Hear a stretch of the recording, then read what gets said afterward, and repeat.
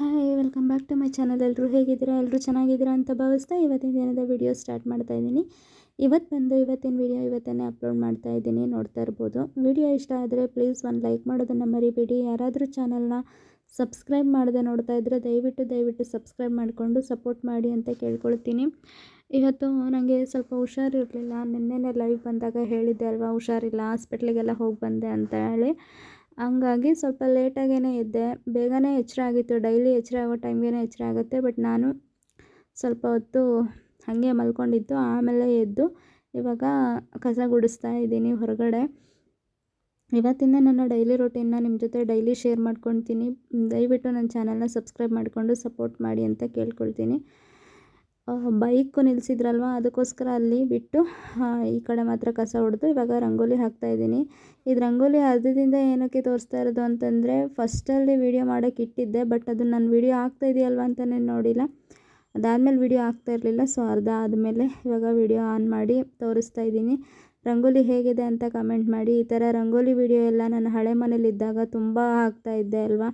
ಅದಾದಮೇಲೆ ತುಂಬ ದಿನದಿಂದ ಶೇರೇ ಮಾಡಿರಲಿಲ್ಲ. ಸೊ ಅದಕ್ಕೋಸ್ಕರ ಇವತ್ತು ಶೇರ್ ಮಾಡೋಣ ಅಂಥೇಳಿ ಮಾಡ್ತಾಯಿದ್ದೀನಿ. ರಂಗೋಲಿ ಹೇಗಿದೆ ಅಂತ ಕಮೆಂಟ್ ಮಾಡಿ. ಇಷ್ಟ ಆಗಿದರೆ ಒಂದು ಲೈಕ್ ಮಾಡೋದನ್ನು ಮರಿಬೇಡಿ ಆಯಿತಾ. ಅದರೊಳಗಡೆ ನಾನು ಹಾಕಿರೋ ಪುಡಿ ಬಂದು ಇಟ್ಟಿಗೆ ಬರುತ್ತಲ್ವ, ಇಟ್ಟಿಗೆನ ಚೆನ್ನಾಗಿ ಕುಟ್ಬಿಟ್ಟು ಅದನ್ನು ಈ ಹಿಟ್ಟು ಸಾಣಿಸು ಜರಡಿಲಿ ಸಾಣಿಸಿ ಇಟ್ಕೊಂಡಿರೋದು ತುಂಬ ಚೆನ್ನಾಗಾಗತ್ತೆ. ನೀವು ಕೂಡ ಒಂದು ಸಲ ಟ್ರೈ ಮಾಡಿ. ಡೈಲಿ ಈ ಥರ ನಾವು ರಂಗೋಲಿಗೆ ಯೂಸ್ ಮಾಡೋದ್ರಿಂದ ರಂಗೋಲಿನೂ ಚೆನ್ನಾಗಿ ಕಾಣಿಸುತ್ತೆ, ನಮಗೂ ಖುಷಿಯಾಗುತ್ತೆ. ಈ ಥರ ರಂಗೋಲಿ ಮನೆ ಬಾಗಿಲಲ್ಲಿ ಇತ್ತು ಅಂತಂದರೆ ಮನಸ್ಸಿಗೆ ಎಷ್ಟು ನೆಮ್ಮದಿ ಸಿಗುತ್ತೆ ಅಂದರೆ ಪದೇ ಅದನ್ನೇ ನೋಡ್ತಾ ಇರಬೇಕು, ಅಲ್ಲೇ ಇರಬೇಕು ಅಂತ ಅನಿಸುತ್ತೆ. ಅಷ್ಟು ಚೆನ್ನಾಗಿ ಕಾಣಿಸುತ್ತೆ. ಯಾವುದೇ ಆದ್ರೂ ಅಷ್ಟೇ, ನಾವೇನಾದರೂ ನೀಟಾಗಿ ಸ್ವಲ್ಪ ಏನಾದರೂ ಚೆನ್ನಾಗಿ ಇಟ್ಕೊಂಡಿದ್ವಿ ಪ್ಲೇಸ್ನ ಅಂತಂದರೆ ಆ ಜಾಗ ಬಿಟ್ಟು ನಮಗೆ ಬಿಟ್ಟು ಇರೋಕ್ಕೆ ಮನಸ್ಸಾಗಲ್ಲ. ಅದಕ್ಕೋಸ್ಕರ ಮನೇನ ಯಾವತ್ತೂ ನೀಟಾಗಿ ಶುದ್ಧವಾಗಿ ಇಟ್ಕೊಂಡಿರಬೇಕು. ಆವಾಗ ಮನಸ್ಸಿಗೆ ತುಂಬ ನೆಮ್ಮದಿ ಇರುತ್ತೆ, ನಮಗೂ ಖುಷಿ ಆಗುತ್ತೆ. ಇವಾಗ ನಾನು ರಂಗೋಲಿ ಎಲ್ಲ ಹಾಕಾಯಿತು. ಒಳಗಡೆ ಹೋಗಿ ಗ್ಯಾಸ್ ಎಲ್ಲ ಒರೆಸ್ಕೊಬೇಕು. ನಿನ್ನೆ ನೈಟು ಏನೂ ಮಾಡಿಟ್ಟು ಮಲ್ಕೊಂಡಿರಲಿಲ್ಲ, ಹುಷಾರಿರಲಿಲ್ಲ ಅಲ್ವಾ. ಲೈವು ಅರ್ಧಕ್ಕೆ ಬೇರೆ ಕಟ್ಟಾಗೋಯ್ತು. ಮೊಬೈಲಲ್ಲಿ ಚಾರ್ಜ್ ಇರಲಿಲ್ಲ. ಸೊ ನಾನು ನೋಡಿರಲಿಲ್ಲ. ಅದಕ್ಕೆ ಅದು ಸ್ವಿಚ್ ಆಫ್ ಆಗೋಯಿತು. ಅದಾದಮೇಲೆ ನಾನು ಊಟ ಮಾಡಿ ಹಾಗೆ ಮಲ್ಕೊಂಬಿಟ್ವಿ. ಏನೋ ಕೆಲಸ ನಾನು ಮಾಡಲಿಲ್ಲ. ಅದಕ್ಕೋಸ್ಕರ ಇವಾಗ ಎದ್ಬಿಟ್ಟು ಗ್ಯಾಸೆಲ್ಲ ಒರೆಸ್ಕೊಳ್ಳೋಣ ಅಂತೇಳಿ ಒರೆಸ್ಕೊಳ್ತಾ ಇದ್ದೀನಿ. ನೋಡ್ತಾ ಇರ್ಬೋದು. ನನ್ನ ಡೈಲಿ ರೊಟೀನ್ ಹೀಗೆ ಇರುತ್ತೆ ಅಂತ ಹೇಳೋಕ್ಕಾಗಲ್ಲ. ಒಂದೊಂದು ಸಲ ಒಂದೊಂದು ಥರ ಇರುತ್ತೆ. ಒಂದೊಂದು ಸಲ ರಾತ್ರಿಯೇ ಎಲ್ಲ ಕ್ಲೀನ್ ಮಾಡಿ ಇಟ್ಕೊಂಡಿರ್ತೀನಲ್ವಾ, ಆವಾಗ ಮತ್ತೆ ಬೆಳಗ್ಗೆ ಎದ್ದು ನಾನು ಮಾಡೋದು ಅವಶ್ಯಕತೆ ಏನಿರಲ್ಲ. ಡೈರೆಕ್ಟಾಗಿ ಅಡುಗೆನ ಸ್ಟಾರ್ಟ್ ಮಾಡ್ಕೊಂಬಿಡ್ಬೋದು. ಕೆಲವೊಂದು ಸಲ ಪೂಜೆ ಎಲ್ಲ ಮುಗಿಸ್ಬಿಟ್ಟು ಆಮೇಲೆ ಅಡುಗೆನ ಸ್ಟಾರ್ಟ್ ಮಾಡಿರ್ತೀನಿ. ಬಟ್ ಇವತ್ತು ಹುಷಾರಿರಲಿಲ್ಲ. ಎಲ್ಲ ಕೆಲಸನೂ ನಿಧಾನಕ್ಕೆ ಬೇರೆ ಮಾಡ್ತಾಯಿದ್ದೆ. ಮಾಡೋಕ್ಕೆ ಮನಸ್ಸಿರಲಿಲ್ಲ. ಆದರೂ ಮಾಡಬೇಕಲ್ವ, ಕೆಲಸಕ್ಕೆ ಬೇರೆ ಹೋಗ್ತಾರೆ. ಅವ್ರು ಹೋಗೋಷ್ಟರಲ್ಲಿ ಎಲ್ಲ ಮಾಡಿಕೊಟ್ರೆ ಅವರು ತಿಂದು ಹೋಗ್ತಾರೆ ಅಂತ ಹೇಳ್ಬಿಟ್ಟು ಇವಾಗ ಮಾಡ್ತಾಯಿದ್ದೀನಿ. ನೋಡ್ತಾ ಇರ್ಬೋದು. ಗ್ಯಾಸೆಲ್ಲ ಒರೆಸ್ಕೊಂಡಾದಮೇಲೆ ಸ್ವಲ್ಪ ಟೀ ಮಾಡಿಕೊಂಡು ಟೀ ಕುಡಿದ್ರೆ ಆವಾಗ ಮನಸ್ಸಿಗೆ ನೆಮ್ಮದಿ. ನೀವು ನನ್ನ ವೀಡಿಯೋಸ್ ಮೊದಲಿಂದ ನೋಡ್ತಾ ಇದ್ದರೆ ನಿಮ್ಗೆ ಗೊತ್ತಿರುತ್ತೆ, ಜಾಸ್ತಿ ನಾನು ಟೀನ ಕುಡಿತಾ ಇರ್ತೀನಿ. ನನಗೆ ಆವಾಗವಾಗ ಟೀ ಕುಡಿದು ಅಭ್ಯಾಸ. ಬೆಳಗ್ಗೆ ಎದ್ದಿದ ತಕ್ಷಣ ಅಂತೂ ಮೊದಲು ನಾನು ಟೀ ಕುಡಿದ್ಬಿಟ್ಟು ಕೆಲಸ ಮಾಡಿದ್ರೇ ನಂಗೆ ಸಮಾಧಾನ ಆಗೋದು. ಇವಾಗ ನೋಡ್ತಾ ಇರ್ಬೋದು, ಟೀ ಮಾಡೋದಕ್ಕೆ ಇಟ್ಟಿದ್ದೆ. ಇವಾಗ ಟೀ ಸೋಸ್ಕೊಂಡು ಕುಡಿಬೇಕು. ಅವ್ರು ಇನ್ನೂ ಮಲಗಿದ್ರು, ಎದ್ದಿದ್ರು ಅನಿಸುತ್ತೆ, ಮೊಬೈಲ್ ನೋಡ್ತಾ ಇದ್ದಾರೆ ಅನಿಸುತ್ತೆ. ಇವಾಗ ನಾನು ಟೀ ತಗೊಂಡು ಅಲ್ಲೇ ಹೋಗಿ ಕುಡಿಯೋದು ಪ್ರತಿ ಸಲವೂ ಅಷ್ಟೇ. ನಾನು ಮೇಲ್ಗಡೆ ಹೋಗಿ ಕುಡಿಬೇಕು ಅಂತ ಅನಿಸಿದ್ರೆ ಹೋಗಿ ಮೇಲ್ಗಡೆ ಕುಡಿತೀನಿ. ಇವರೇನಾದರೂ ಇನ್ನೂ ಎದ್ದಿಲ್ಲ ಬೇಗ ಅಂತಂದರೆ, ಅಕಸ್ಮಾತಾಗಿ ಇವ್ರು ಎದ್ದೇನಾದರೂ ಮೊಬೈಲ್ ನೋಡ್ತಾ ಇದ್ದರೆ ಬಂದು ಕೂತ್ಕೊಂಡು ಅವ್ರ ಜೊತೆನೇ ಕುಡಿತೀನಿ. ಕೆಲವೊಂದು ಸಲ ಬಂದು ಅವ್ರನ್ನ ಎಬ್ಬಿಸ್ಬಿಟ್ಟು ಆಮೇಲೆ ಅವ್ರ ಜೊತೆ ಮಾತಾಡ್ತಾ ಟೀ ಕುಡಿತೀನಿ. ನಂಗೆ ಅದೊಂಥರ ಅಭ್ಯಾಸ. ಒಂದೊಂದು ಸಲ ನಾನು ಒಬ್ಬಳೇ ನೆಮ್ಮದಿಯಾಗಿ ಶಾಂತಿಯಾಗಿ ಕುಡಿಬೇಕು ಅನಿಸುತ್ತೆ. ಕೆಲವೊಂದು ಸಲ ಯಾರ ಜೊತೆನಾದರೂ ಮಾತಾಡ್ತಾ ಕುಡಿಬೇಕು ಅಂತ ಅನಿಸುತ್ತೆ. ನನಗೆ ಯಾವಾಗ ಏನೇನು ಅನಿಸುತ್ತೋ ನನಗೇ ಗೊತ್ತಾಗಲ್ಲ. ಸೊ ಇವತ್ತು ಅವ್ರ ಜೊತೆ ಮಾತಾಡ್ತಾ ಕುಡಿಬೇಕು ಅನ್ನಿಸ್ತು. ಅದಕ್ಕೋಸ್ಕರ ಅವರು ಮಲ್ಕೊಂಡಿದ್ರಲ್ವ, ಅಲ್ಲೇ ಹೋಗ್ಬಿಟ್ಟು ಕೂತ್ಕೊಂಡು ಕುಡಿಬೇಕು ಅಂತೇಳಿ ಹೋಗಿದ್ದೀನಿ. ಅವರು ಮೊಬೈಲ್ ನೋಡ್ತಾ ಇದ್ದರು. ಯಾವಾಗಲೂ ಅಷ್ಟೇ, ಫಸ್ಟು ನಾವಿಬ್ಬರೂ ಅಷ್ಟೇ, ನಾನು ಅಷ್ಟೇ ಅವರು ಅಷ್ಟೇ, ಫಸ್ಟ್ ಎದ್ದಿದ ತಕ್ಷಣ ಹಿಡ್ಕೊಳ್ಳೋದೇ ಮೊಬೈಲ್ ಹಿಡ್ಕೊಂಡು ಎಲ್ಲ ನೋಡಿ ವಾಟ್ಸಪ್ ಚೆಕ್ ಮಾಡಿ. ನಾನು ಫಸ್ಟು ವೈ ಟಿ ಸ್ಟುಡಿಯೋನ ಚೆಕ್ ಮಾಡ್ತೀನಿ. ಅದಾದಮೇಲೆ ವಾಟ್ಸಪ್ನ ಚೆಕ್ ಮಾಡ್ತೀನಿ. ಅದಾದಮೇಲೆ ಇನ್ಸ್ಟಾಗ್ರಾಮ್ನ ಚೆಕ್ ಮಾಡ್ತೀನಿ ಯಾವಾಗಲೂ ಅಷ್ಟೇ. ಅಂದರೆ ವಿಡಿಯೋಸ್ ಎಲ್ಲ ಅಪ್ಲೋಡ್ ಮಾಡಿರ್ತೀನಲ್ವ, ಯಾವುದಾದ್ರೂ ಕಮೆಂಟ್ಸ್ ಬಂದಿದೆಯಾ ಮತ್ತು ವಿಡಿಯೋ ಎಷ್ಟು ಓಡಿದೆ ಅಂತೆಲ್ಲ ನೋಡ್ತಾ ಇರ್ತೀನಿ. ಅದಾದಮೇಲೆ ವಾಟ್ಸಪ್ನ ಚೆಕ್ ಮಾಡ್ತೀನಿ ಪ್ರತಿದಿನ ಅಷ್ಟೇ. ಅದೆಲ್ಲ ಆದಮೇಲೆ ಎದ್ದೇಳೋದು. ಎಲ್ಲರ ಮನೇಲೂ ಹೀಗೆ ಇರುತ್ತೆ ಅಂತ ಅಂದ್ಕೊಂಡಿರ್ತೀನಿ. ಇವಾಗಂತೂ ಆಲ್ಮೋಸ್ಟ್ 90% ಹೀಗೇ ಇರುತ್ತೆ. ಎಲ್ಲರೂ ಫಸ್ಟ್ ಎದ್ದ ತಕ್ಷಣ ಮೊಬೈಲ್ನೇ ನೋಡ್ತಾರೆ, ಅದಾದಮೇಲೆ ಮುಂದಿನ ಕೆಲಸ ಮಾಡ್ತಾರೆ ಅಂತ ಅಂದ್ಕೊಳ್ತೀನಿ. ನಾನು ಕೂಡ ಹಾಗೇ. ಇವಾಗ ಟೀ ಎಲ್ಲ ಕುಡ್ದಿದ್ದಾಯಿತು. ಟಿಫನ್ ಮಾಡೋಣ ಅಂತ ಟಿಫನ್ಗೆ ರೆಡಿ ಮಾಡ್ಕೊತಾ ಇದ್ದೆ. ರಾತ್ರಿ ಮಾಡಿದ್ದು ಅನ್ನ ಸ್ವಲ್ಪ ಉಳಿದಿತ್ತು. ಸೊ ಅದಕ್ಕೇ ಚಿತ್ರಾನ್ನ ಮಾಡಿದ್ರೆ ಆಯಿತು ಅಂತ ಅಂದ್ಕೊಂಡು ನಾನು ಚಿತ್ರಾನ್ನದ ಹುಳಿ ಮಾಡಿದೆ. ಬಟ್ ಅನ್ನ ಚೆನ್ನಾಗಿರಲಿಲ್ಲ, ಯಾಕೋ ಅದು ಅಳಿಸೋಗೋ ಥರ ಆಗಿತ್ತು. ಬಿಸಿಲು ಜಾಸ್ತಿ ಇದೆಯಲ್ವ ಈ ಟೈಮಲ್ಲಿ, ಬೆಳಗ್ಗೆನೇ ಅದು ಆ ಥರ ಆಗುತ್ತೆ. ಯಾಕಂದರೆ ಈ ಸೊಸೈಟಿ ಅಕ್ಕಿ ಆದರೆ ಸ್ವಲ್ಪ ತಡೆಯುತ್ತೆ. ಈ ಅಕ್ಕಿ ಸಣ್ಣ ಅಕ್ಕಿ ಆಯಿತು ಅಂತಂದರೆ ಬೇಗನೆ ಅಳಿಸೋಗುತ್ತೆ. ನನಗೂ ಡೌಟ್ ಇತ್ತು, ಮೇ ಬಿ ಬೇಗ ಅಳಿಸ್ಬೋದು ಅಂತ. ಆದರೂ ನೋಡಿದೆ ಫಸ್ಟಿಗೆ ಚೆನ್ನಾಗಿತ್ತಲ್ವ, ಅದಕ್ಕೆ ಚಿತ್ರಾನ್ನ ಮಾಡೋಣ ಅಂತ ಅಂದ್ಕೊಂಡು ಗೊಜ್ಜು ಮಾಡೋಕ್ಕೆ ರೆಡಿ ಮಾಡ್ಕೊಳ್ತಾ ಇದ್ದೆ. ಇಲ್ಲಿ ಅದಕ್ಕೆ ನಾನು ಕಡಲೆಬೇಳೆ, ಶೇಂಗಾ ಮತ್ತು ಈರುಳ್ಳಿ, ಟೊಮೊಟೊ, ಹಸಿಮೆಣ್ಸಿನ್ಕಾಯಿ ಎಲ್ಲ ಹಾಕಿ ಅರಶಿನ ಪುಡಿ, ಉಪ್ಪು ಹಾಕಿ ಮಾಡ್ತಾಯಿದ್ದೀನಿ. ಸೇಮ್ ಎಲ್ಲರ ಮನೆಯಲ್ಲೂ ಹೀಗೆ ಇರುತ್ತೆ ಅಂತ ಅಂದ್ಕೊಂಡಿದ್ದೀನಿ. ಹೀಗೆ ಇರುತ್ತೆ ಅಲ್ವಾ. ಅದಾದಮೇಲೆ ಅನ್ನ ನೋಡಿದ್ರೆ ಅಳಿಸೋಗ್ಬಿಟ್ಟಿತ್ತಲ್ವ, ಸೊ ಅದಕ್ಕೆ ಇವಾಗ ಹುಳಿ ಮಾಡಿದ್ದೀನಿ. ಮತ್ತೇನು ಮಾಡೋದು ಅಂತ ಇವ್ರು ನೋಡಿದ್ರೆ ಅವಲಕ್ಕಿ, ಉಪ್ಪಿಟ್ಟು ಅದೇನೂ ತಿನ್ನಲ್ಲ ಆ ಥರ ಮಾಡಿದ್ರೆ. ಏನು ಮಾಡೋದು ಅಂತ ಅಪ್ಪಿ ಈ ಥರ ಆಗಿದೆ, ಅವಲಕ್ಕಿ ತಂದು ಮಾಡಲಾ ಅಂತ ಕೇಳಿದೆ. ಸರಿ ಮಾಡು ಅಂತಂದರು. ಅದಾದಮೇಲೆ ಸರಿ ಯಾಕೋ ಮಾಡು ಅಂತ ಹೇಳ್ತಾ ಇದ್ದಾರಲ್ವ ಅಂತೇಳಿ ನನಗೂ ಮೇ ಬಿ ನಂಗೆ ಹುಷಾರಿರಲಿಲ್ಲಲ್ವ, ಅದಕ್ಕೆ ಏನೋ ಒಂದು ಮಾಡು ಅಂತ ಹೇಳಿದ್ರು ಅಂತ ಅನಿಸುತ್ತೆ. ಏನಾದರೂ ಹುಷಾರಾಗಿದ್ದಿದ್ರೆ ಇಲ್ಲ ನಾನು ಅವಲಕ್ಕಿ ತಿನ್ನಲ್ಲ ಹಂಗೆ ಹಿಂಗೆ ಅಂತ ಅಂದಿರೋರು. ಏನೋ ಅಂದಿಲ್ಲ, ಮಾಡು ಅಂತಂದರು. ಸರಿ ಅಂತ ಹೇಳಿ ಅಂಗಡಿಗೆ ಹೋಗಿ ಅವಲಕ್ಕಿನ ತೊಗೊಂಡು ಬಂದು ಇವಾಗ ಮಾಡ್ತಾಯಿದ್ದೀನಿ. ಅದಾದಮೇಲೆ ಬರೀ ಈ ಬಿಸಿಲಿಗೆ ಈ ಅವಲಕ್ಕಿ ಚಿತ್ರಾನ್ನ ಅದೆಲ್ಲ ತಿಂದೋದ್ರೆ ಅವರಿಗೆ ಆಗಲ್ಲ, ಕೆಲಸ ಮಾಡೋಕ್ಕಾಗಲ್ಲ ಈ ಬಿಸಿಲಿಗೆ. ಅದಕ್ಕೋಸ್ಕರ ನಾನು ಪ್ರತಿದಿನ ರಾಗಿ ಅಂಬಲಿನ ಮಾಡಿಕೊಡ್ತೀನಿ. ಯಾವಾಗಲೂ ಅಷ್ಟೇ, ಏನು ತಿಂಡಿ ಮಾಡಿದ್ರೂ ಅಷ್ಟೇ ಅದ್ರ ಜೊತೆ ಸ್ವಲ್ಪ ರಾಗಿ ಅಂಬಲಿ ಮಾಡಿಕೊಡ್ತೀನಿ. ಆವಾಗ ಒಂದು ಸ್ವಲ್ಪ ಕಂಫರ್ಟಬಲ್ ಅನಿಸುತ್ತೆ, ಚೆನ್ನಾಗಿ ಅನಿಸುತ್ತೆ. ಆವಾಗ ಕೆಲಸ ಮಾಡೋದಕ್ಕೆ ಮಧ್ಯಾಹ್ನ ಅವ್ರು ಊಟ ಕೊಡೋವರೆಗೂ ಸರಿಯಾಗುತ್ತೆ. ಇಲ್ಲ ಅಂತಂದರೆ ಈ ಬಿಸಿಲಿಗೂ ಅದಕ್ಕೂ ಅವರಿಗೆ ಸರಿಯಾಗಲ್ಲ. ಈ ಅವಲಕ್ಕಿ ಎಲ್ಲ ತಿಂದೋದ್ರೆ ಬರೀ ನೀರು ಕುಡಿಬೇಕು ಅಂತ ಅನಿಸುತ್ತೆ. ಅದಕ್ಕೋಸ್ಕರ ಸ್ವಲ್ಪ ರಾಗಿ ಅಂಬಲಿನೂ ಮಾಡೋಣ ಅಂತ ಹೇಳಿ ರಾಗಿ ಅಂಬಲಿ ಮಾಡಿಕೊಡ್ತೀನಿ. ರಾಗಿ ಅಂಬಲಿ ಆ ತಿಂಡಿ ಈ ತಿಂಡಿ ಅಂತ ಏನಲ್ಲ, ಎನಿ ಟೈಮ್ ನಾನು ಯಾವಾಗಲೂ ರಾಗಿ ಅಂಬಲಿನ ಮಾಡಿಕೊಡ್ತಾ ಇರ್ತೀನಿ ಅವರಿಗೆ. ಅದರಲ್ಲೂ ಈ ಬೇಸಿಗೆಗಾಲದಲ್ಲಂತೂ ಮಿಸ್ಸೇ ಮಾಡಲ್ಲ ನಾನು ಒಂದಿನಾನು. ಡೈಲಿನೂ ರಾಗಿ ಅಂಬಲಿ ಮಾಡಿಕೊಡ್ತೀನಿ. ಇವಾಗ ಅವಲಕ್ಕಿನ ಕಲಿಸ್ಕೊಟ್ಟು ಅದಾದಮೇಲೆ ಇವಾಗ ಅಂಬಲಿ ಮಾಡೋದಕ್ಕೆ ಇಡ್ತಾಯಿದ್ದೀನಿ. ನೋಡ್ತಾ ಇರ್ಬೋದು, ನಮ್ಮಮ್ಮನ ಮನೇಲಿ ಇಸ್ಕೊಂಡು ಬಂದಿದ್ದೆ ರಾಗಿ ಹಿಟ್ಟು. ನಮ್ಮ ಮನೇಲಿ ಅಂಗಡಿಯಿಂದ ತೊಗೊಂಡು ಬಂದಿದ್ದೆ, ಅದು ಖಾಲಿಯಾಗಿತ್ತು. ಅದಕ್ಕೆ ಅವ್ರ ಮನೇಲಿ ಇಸ್ಕೊಂಡು ಬಂದಿದ್ದೆ, ಅದಂಗೆ ಇತ್ತು. ಅದನ್ನೇ ಇವಾಗ ಸ್ವಲ್ಪ ಮಾಡ್ತಾಯಿದ್ದೀನಿ. ನಾನು ಕುಡಿಯಲ್ಲ, ಅವರೊಬ್ಬರೇ ಕುಡಿಯೋದು. ಅದಕ್ಕೋಸ್ಕರ ಅವರೊಬ್ಬರಿಗೆ ಎಷ್ಟು ಬೇಕೋ ಅಷ್ಟನ್ನೇ ಮಾಡ್ತೀನಿ. ಇದನ್ನು ರಾತ್ರಿ ನೆನೆಸಿಟ್ಬಿಟ್ಟು ಬೆಳಗ್ಗೆ ಎದ್ದು ಮಾಡಿದ್ರೆ ಹುಳಿ ಎಲ್ಲ ಚೆನ್ನಾಗಿ ಬಂದಿರುತ್ತೆ, ಆವಾಗ ಚೆನ್ನಾಗಾಗುತ್ತೆ ಅಂಬಲಿ.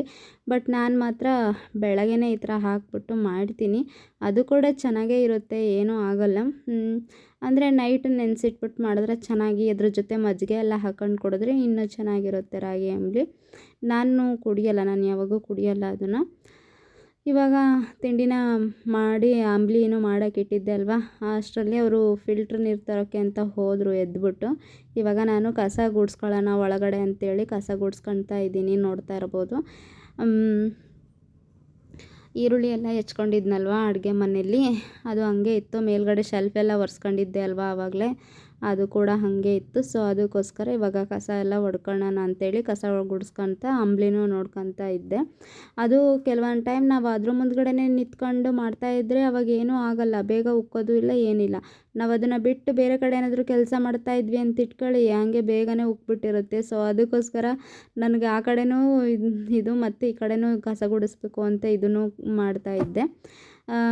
ನೋಡ್ತಾ ಇರ್ಬೋದು, ಇವಾಗ ಎಲ್ಲ ಕ್ಲೀನ್ ಮಾಡ್ಕೊತೀನಿ. ಆದಷ್ಟು ಕ್ಲೀನಾಗೇ ಇರುತ್ತೆ ಅಲ್ವಾ, ಜಾಸ್ತಿ ಏನು ಕ್ಲೀನ್ ಮಾಡೋದಿರೋದಿಲ್ಲ. ಕೆಲವೊಂದು ಟೈಮ್ ವಾರಕ್ಕೊಂದು ಸಲ 2 ಸಲ ಡೀಪಾಗಿ ಕ್ಲೀನ್ ಮಾಡಿ ಇಟ್ಕೊಂಡ್ಬಿಟ್ರೆ ಡೈಲಿ ಏನು ಅಷ್ಟು ಮಾಡೋದು ಅವಶ್ಯಕತೆ ಇರಲ್ಲ.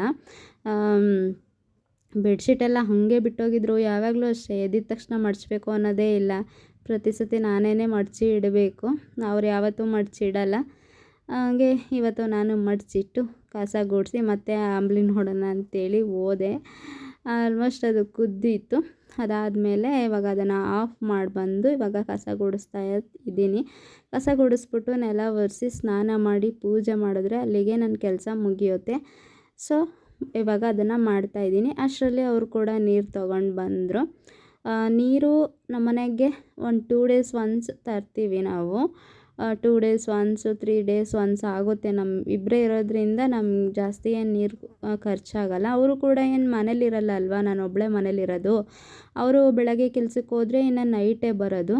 ಹಾಗಾಗಿ ನಮಗೊಂದು 2 ಡೇಸ್ ಒನ್ಸು 3 ಡೇಸ್ ಒನ್ಸು ನಾವು ನೀರು ತೊಗೊಂಡು ಬರ್ತೀವಿ. ಇವಾಗ ಅವರು ನೀರು ತೊಗೊಂಬಂದಿಟ್ಟು ಊಟಕ್ಕೆ ಹಾಕ್ಕೊಡು ಅಂತಂದರು. ತಿಂಡಿ ಹಾಕ್ಕೊಟ್ಟಿದ್ದೀನಿ. ಅವರು ಆ ತಿಂಡಿ ತಿನ್ನೋಷ್ಟರಲ್ಲಿ ಅಂಬ್ಲಿನೂ ಆರಿದ್ದು ಕುಡಿಯೋಕ್ಕೆ ಚೆನ್ನಾಗಿರುತ್ತೆ, ಮತ್ತು ಬಿಸಿ ಇದ್ದರೆ ಸರಿಯಾಗಲ್ಲ ಅಂತ ಮುಂಚೆನೇ ಹಾಕಿ ಇಟ್ಟಿದ್ದೀನಿ. ಅದಾದಮೇಲೆ ಅವರೆಲ್ಲ ತಿಂಡಿ ತಿಂದಿದ್ದಾಯಿತು. ಅವರು ತಿಂಡಿ ಎಲ್ಲ ತಿಂದು ರೆಡಿ ಆಗೋಷ್ಟರಲ್ಲಿ ನನ್ನೆಲ್ಲ ಕೂಡ ಒರೆಸ್ಕೊಂಡೆ. ನೆಲ ಎಲ್ಲ ಒರೆಸ್ಕೊಂಡಾದ್ಮೇಲೆ ಅವರು ಕೂಡ ನಾನು ಹೋಗಿ ಬರ್ತೀನಿ, ನೀನು ಹುಷಾರಾಗಿರು ಅಂತ ಹೇಳಿ ಹೊರಟರು. ಹುಷಾರಿರಲಿಲ್ಲ ಅಲ್ವಾ, ಸೊ ಅದಕ್ಕೋಸ್ಕರ ನೀನು ಹುಷಾರಾಗಿರು ಅಂತೇಳ್ಬಿಟ್ಟು ಹೊರಟಿದ್ದಾರೆ. ನೋಡ್ತಾ ಇರ್ಬೋದು. ಪ್ರತಿದಿನವೂ ಹೀಗೆ ಇರುತ್ತೆ, ಈ ರೊಟೀನ್ ಮಾತ್ರ ಹೀಗೆ ಇರುತ್ತೆ. ಅದು ಬಿಟ್ಟರೆ ಇನ್ನು ಅಡುಗೆಯಲ್ಲಿ ಮತ್ತು ನಾವು ಪೂಜೆ ಮಾಡಿದ್ರು ಅದರಲ್ಲಿ ಒಂದು ಸ್ವಲ್ಪ ಮಿಸ್ ಆಗ್ಬೋದು. ಬಿಟ್ಟರೆ ಇನ್ನು ಡೈಲಿ 9 ಗಂಟೆಗೇ ಇವರು ಮನೆಯಿಂದ ಹೊರಡೋದು. ಇವಾಗ ಅವರು ಹೋಗಾದ್ಮೇಲೆ ನಾನು ಸ್ನಾನ ಮಾಡಿಕೊಂಡು ಇವಾಗ ರೆಡಿ ಆಗ್ತಾಯಿದ್ದೀನಿ. ನೋಡ್ತಾ ಇರ್ಬೋದು. ಇವತ್ತು ನಾನು ತಲೆ ಸ್ನಾನ ಏನು ಮಾಡಲಿಲ್ಲ. ತಲೆ ಸ್ನಾನ ಮಾಡಬೇಕಿತ್ತು. ಇವತ್ತು ಮಂಗಳವಾರ ಅಲ್ವಾ, ತಲೆ ಸ್ನಾನ ಮಾಡಿಯೇ ಪೂಜೆ ಮಾಡಬೇಕಿತ್ತು. ಸೊ ನಾನು ಹುಷಾರಿರಲಿಲ್ಲ ಅಲ್ವಾ, ಮತ್ತು ತಲೆ ಸ್ನಾನ ಮಾಡಿದ್ರೆ ಇನ್ನೂ ಸ್ವಲ್ಪ ಜಾಸ್ತಿ ಆಗುತ್ತೆ, ಬೇಡ ತಲೆ ಸ್ನಾನ ಮಾಡೋದು ಅಂತೇಳ್ಬಿಟ್ಟು ಬರೀ ಸ್ನಾನ ಮಾಡ್ಕೊಂಡು ಬಂದು ಇವಾಗ ರೆಡಿ ಆಗ್ತಾಯಿದ್ದೀನಿ. ನೋಡ್ತಾ ಇರ್ಬೋದು. ಡೈಲಿ ಅಂದ್ರೂ ನನಗೆ 9 ಗಂಟೆ ಒಳಗಡೆ 9:30 9:45 ಒಳಗಡೆ ನಮ್ಮ ಮನೇಲಿ ಕೆಲಸ ಆಗಿರುತ್ತೆ. ಹೆಂಗೋ ನನ್ನ ಮನಸ್ಸು ಹೆಂಗೆ ಬರುತ್ತೋ ಹಾಗೆ, ನಾನು ಹೆಂಗಿರ್ತೀನೋ ಹಾಗೆ. ನಾನೇನಾದರೂ ಖುಷಿಯಾಗಿದೆ ಅಂದರೆ ಸ್ವಲ್ಪ ಬೇಗನೆ ಮುಗಿಸಿರ್ತೀನಿ, ಸ್ವಲ್ಪ ಬೇಜಾರಲ್ಲಿದ್ದೆ ಅಂದರೆ ಲೇಟಾಗಿ ಮುಗಿಸಿರ್ತೀನಿ. ಇವಾಗ ಹಾಗೆ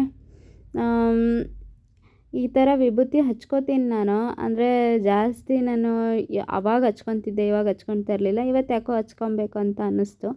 ಸೊ ಅದಕ್ಕೋಸ್ಕರ ವಿಭೂತಿನೂ ಹಚ್ಕೊಂಡು ಪೂಜೆ ಎಲ್ಲ ಮುಗಿಸಿದೆ. ನೋಡ್ತಾ ಇರ್ಬೋದು ನೀವು. ಈ ಹೂವು ನಮ್ಮ ಮನೆ ಹತ್ರನೇ ಬಿಡುತ್ತೆ. ನೋಡೋಕೆ ಎಷ್ಟು ಚೆನ್ನಾಗಿ ಕಾಣಿಸುತ್ತೆ ನೋಡಿ. ದೇವ್ರ ಮನೆಯೂ ಕೂಡ ಎಷ್ಟು ಲಕ್ಷಣವಾಗಿ ಕಾಣಿಸುತ್ತೆ. ಒಂದೊಂದು ಹೂವು ಇಟ್ಟರೆ ಸಾಕು, ದೇವ್ರು ತುಂಬ ಆಗಿಬಿಡುತ್ತೆ. ಆ ಹೂವು ತುಂಬ ಇಷ್ಟ ಆಯಿತು ನನಗೆ.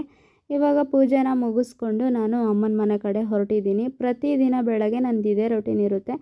ಹೋಗಿ ನಮ್ಮ ಪಾಪನ ಮಾತಾಡ್ಸ್ಕೊಂಡು ಬಂದ್ರೆ ನಂಗೆ ಸಮಾಧಾನ, ಇಲ್ಲ ಅಂದರೆ ಅಲ್ಲಿವರೆಗೂ ನಂಗೆ ಸಮಾಧಾನ ಆಗಲ್ಲ.